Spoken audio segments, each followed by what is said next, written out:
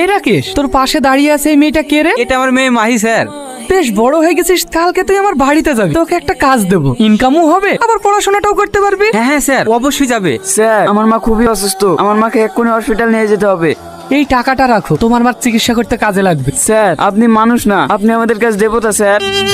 আরে মাহি, আমাকে এখন কি করতে হবে? এমন কিছু নয়, আমার পাশে বসে আমায় একটু সেবা করবি। তোরা এখন যা। আপনি কি বলছেন স্যার? স্যার আপনি কি করছেন? আমাকে ছেড়ে দেন স্যার, এমন কাজ করবেন না স্যার।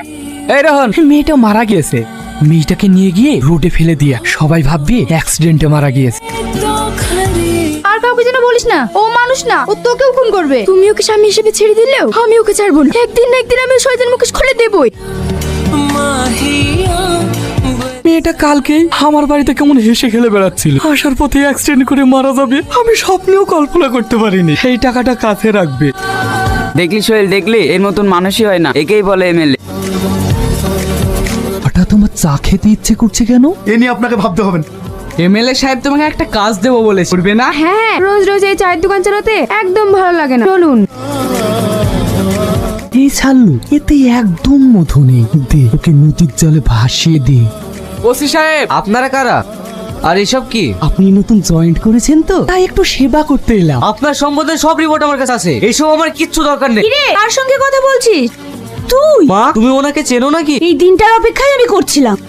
একে সবাই ভগবানের চোখে দেখেন, তুই একটা পাক্কা শয়তান। প্রিয়া, ভালো আছো তো? সেলাই মেশিনে কাজ করে কি ভালো থাকা যায়? তুমি যদি কথাটা মেনে নিতে, তাহলে তুমিও ভালো থাকতে আর আমিও। ভালো হবে না, ভালো হবে না কিন্তু। আমি মারা গেছে, এখনো তেজ যায়নি। মা, আমার ওকে দিয়ে দাও। সর এখান থেকে।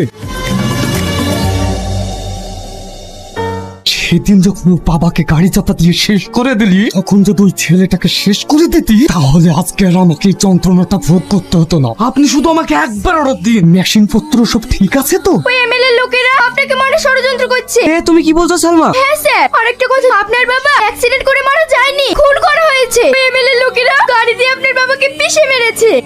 কি স্যার, ভুল করে আমার বাড়িতে নাকি? ভুল করে নেই স্যার, আপনাকে আজ শ্বশুর বাড়ি নিয়ে যাব। কিরে সালমা, তুই? এতদিন আমি দুধ দিয়ে কালসাপ পোষাছি, আজ আমি তোকে শেষ করে দেবো।